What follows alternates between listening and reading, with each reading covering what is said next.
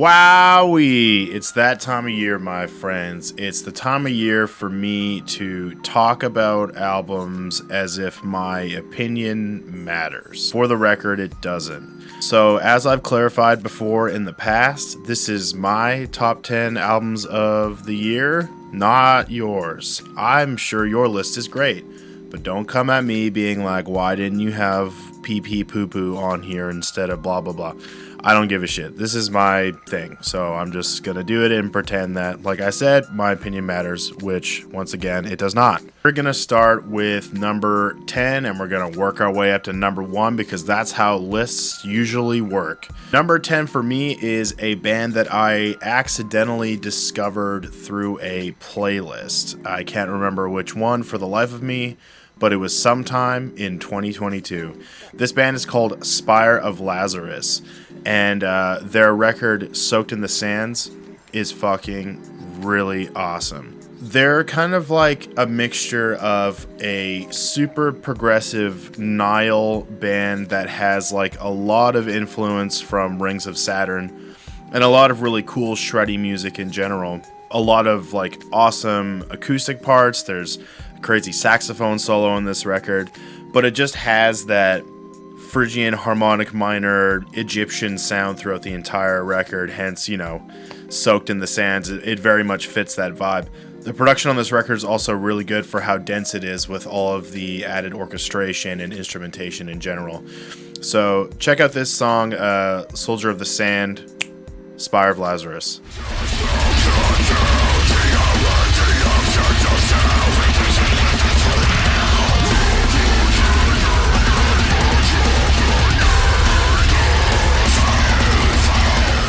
Number 9 is Lorna Shore, Pain Remains. Now, everybody fucking relax, okay? Sorry it's not my number 1, but I have reasons for this.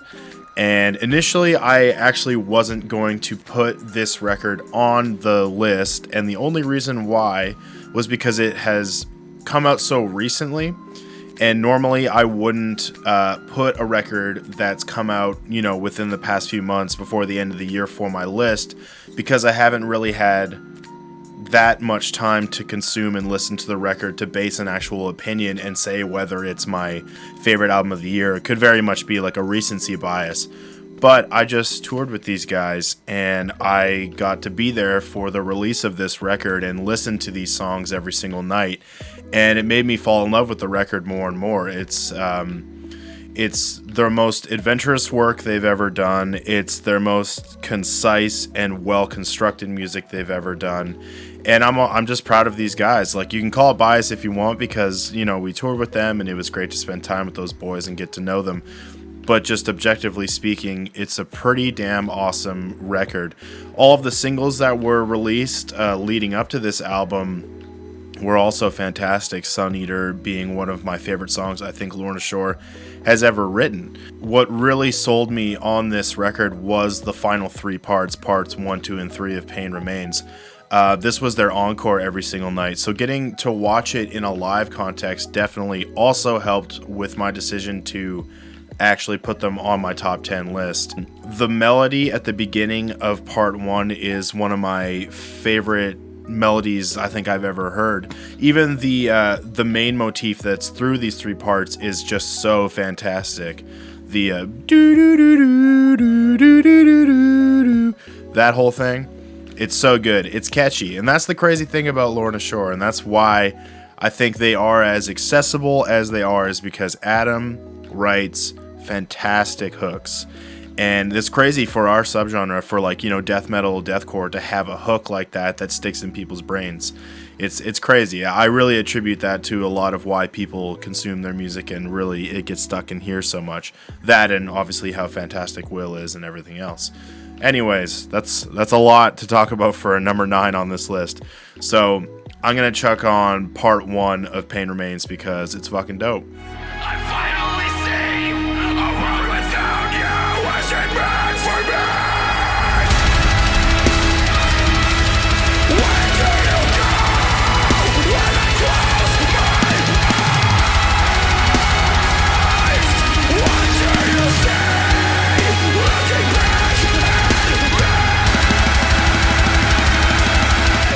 number 8. Another reason for all of you to think that this list is biased, but it's not biased, I'm telling you. So before we even took the offer for the tour that we are doing with Within Destruction in January and February, you can buy tickets now.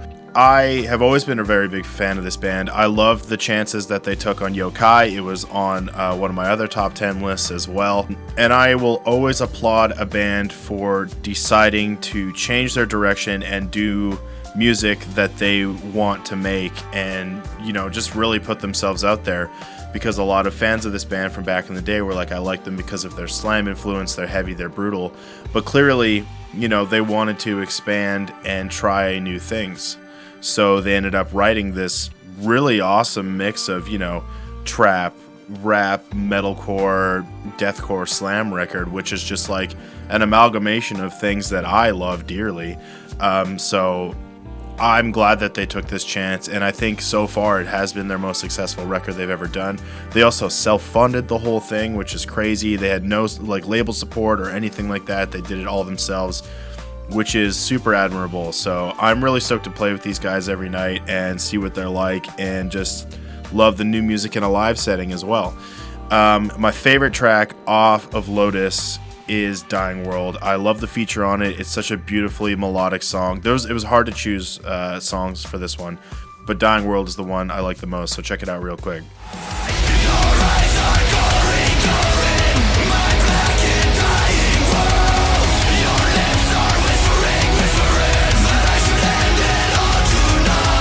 So another band that pushes the envelope and are innovators in their own right, Polyphia. Their record, Remember You Will Die.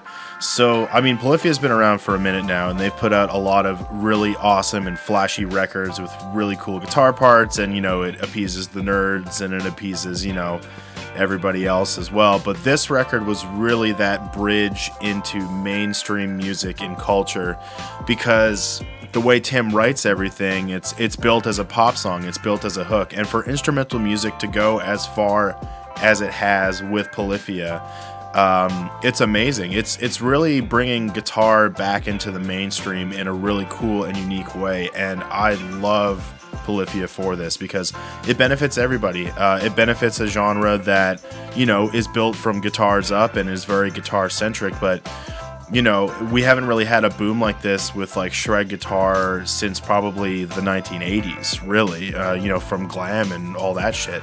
So we're in a cool place now where it's cool to be a shreddy boy and play guitar and be cool and all that stuff. And I think Polyphia really helps with that. And it's incredible songwriting. Ironically enough, my favorite song on the record is not an instrumental one, but I love ABC. It is such a beautiful hook. The way the flow of the entire song. Sophia Black is such an awesome vocalist as well. I love this track, so check it out. Someone call a paramedic. I can't speak, it's all phonetic. Made me forget every word comes like that's a lot of letters. Alright, number 6. I'm gonna break my own rules again, and I'm putting a record that has come out very recently, but I have put a ton of time already into this album. I am a huge fanboy of David Maximicic. I loved Below 3.0. I love his other projects, Destiny Potato and Sordid Pink. I just think that his sense of melody and composition is unlike anybody else's. I think he's quite literally my favorite guitar player, songwriter, composer ever. So as soon as Below 4.0 came out, which I've been waiting for so long, I think 3.0 came out in 2014 or 2015, something like that. So we've been waiting a long time for the follow-up record, and we're finally here. I love it because I get to nerd out big time, because he has added so many motifs and melodic ideas from past records in this, and he finds a way to intertwine them with new melodies from this new record. And as a composition film score nerd, I just absolutely love that. It's so beautifully written, and it's hooky, but at the same time it's complex and crazy. There's some awesome shreddy stuff in here, rhythmic stuff, tons of awesome vocal performances. You can just tell that a lot of love and time was put into this album, and it's very genuine. It's a very genuine expression of, musical emotion, and I really, really like that. My favorite track off this record is right smack dab in the middle. It's kind of the transition into the second half. It's called Fading Memories. It's just so goddamn good. Check it out.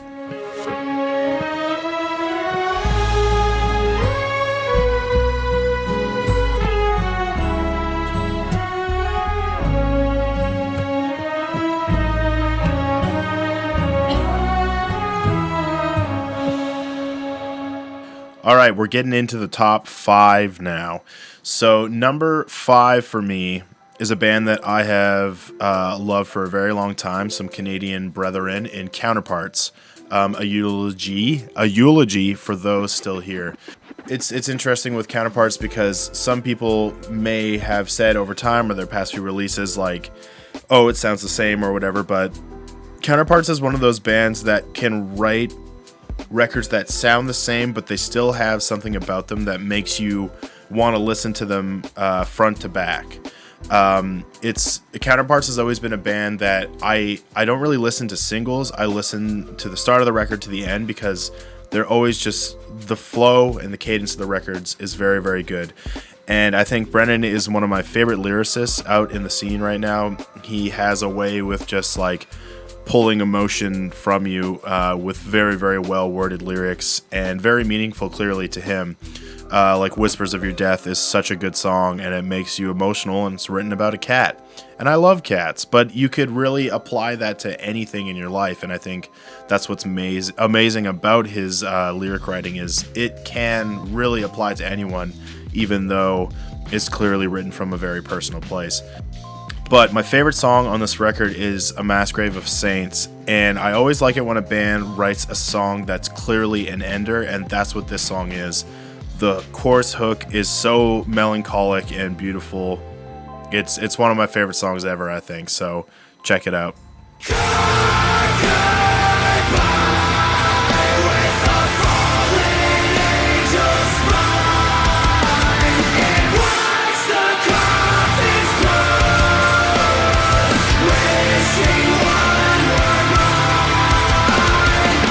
Number 4 is a relatively new band of boys that have been around for a minute.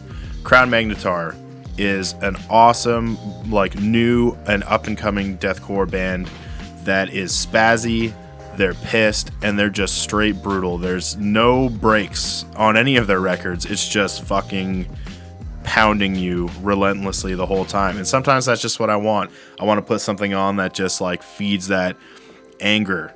And that's what Crown Magnetar is for me. Everything about them, their logo, their imagery, it's just it ties it all in a nice little bow for me. So I'm a really big fan of these guys. Their records sound amazing as well. Shout out to Michael Somm for being great at what he does. But yeah, Alone in Death was an awesome little ripper. And it's another one of those records. You just put it on, front to back, shreds. I absolutely love it. So my favorite track, hands down, is Grave Rot. Check that one out right now.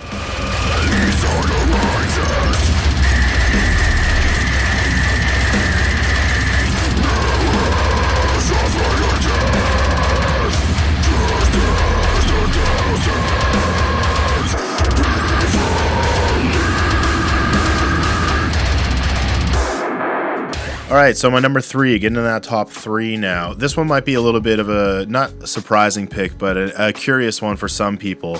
I'm a huge comedy nerd, and I love comedy music specifically, and Bo Burnham is just the king of that. He's an intelligent songwriter and comedy writer in general, where he can write something that is obviously inherently funny, but also makes you think at the same time. And that's what the Inside special was. It was comedy, but it was overlaid and sprinkled with some very, very serious things about, dealing with isolation and, working your way as a creative through the pandemic and all of that kind of stuff. And he touches on some really, really interesting things throughout. So that already came out 2021. He released a deluxe version of Inside, which had basically, I guess you would call them B-sides of everything from Inside. And a lot of those new songs from the deluxe version are some of my favorites. Like, so well done. They make you laugh, they make you think. It's that kind of situation. But the song that I'm choosing for y'all to check out is The Chicken, because once again, it's a song that's clearly written to be funny because it's about a fucking chicken, but the lyrics are so well written, it just makes you emotionally attached to the song, even though it's literally about a chicken crossing the road. It's such a simple concept, but when you think about it and when it's expanded in such a way that Bo does, it makes you respect him for even, attempting to create something beautiful out of something so simple.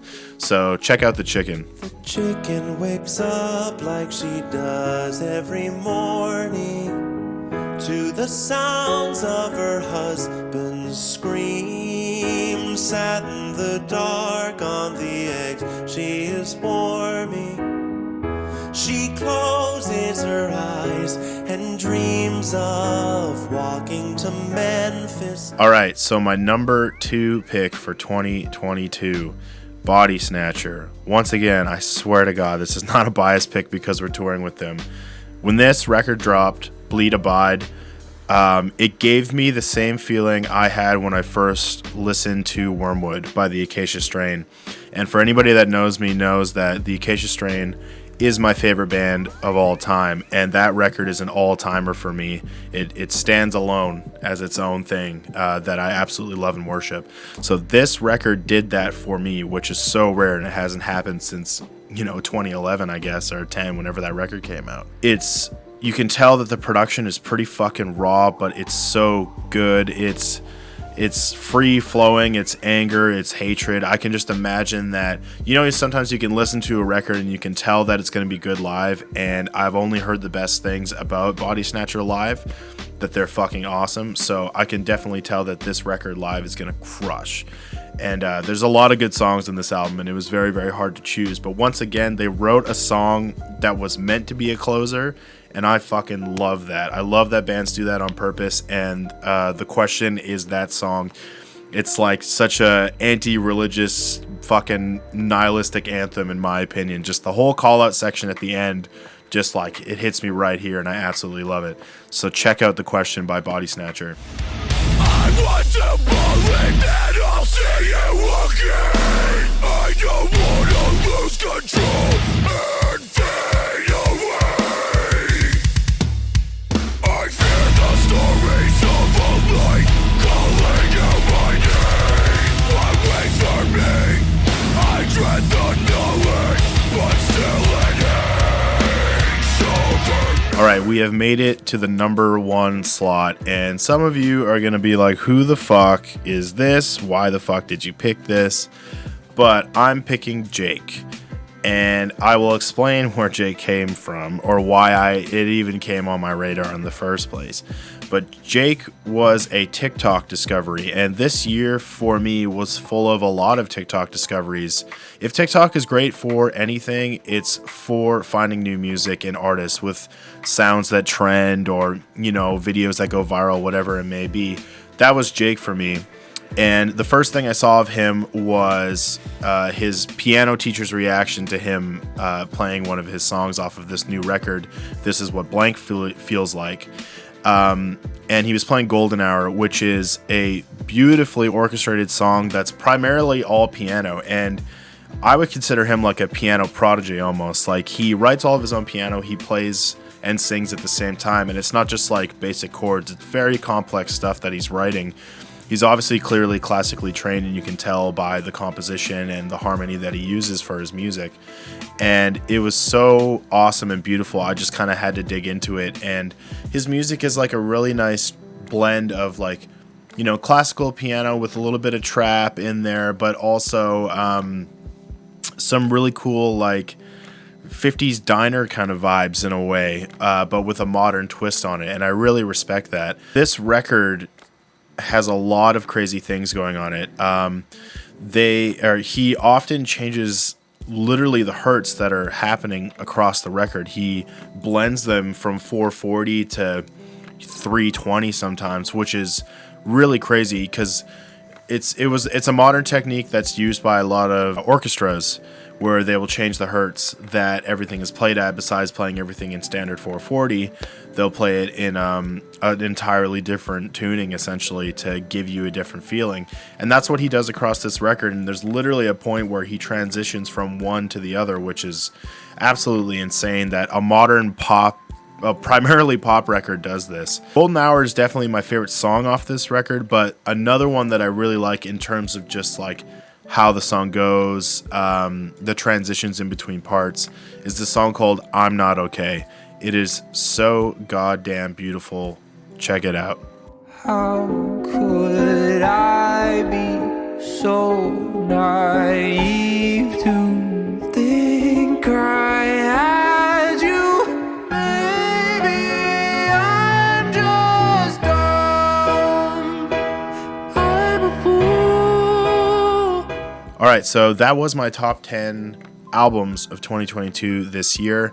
I'm also going to throw in some honorable mentions. I'm not going to talk about them as much as obviously as my top 10, but Joji released a new record this year called Smithereens. Super awesome. Glimpse of Us is a totally just incredible song from the beginning to the end. It's just a very emotional one, so I highly recommend checking that out.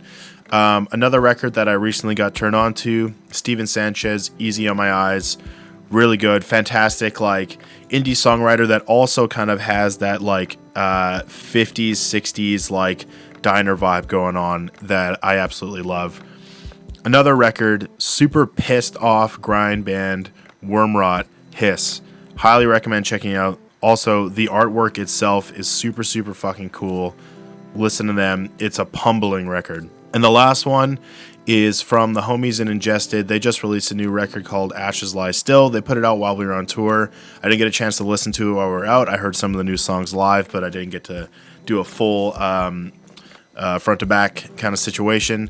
But it's fucking awesome. Ashes Lie Still is sick. Check out the song Shadows in Time specifically. So good. Thank you so much for sticking around. If you did, you have a wonderful holiday season, and we'll see you in 2023.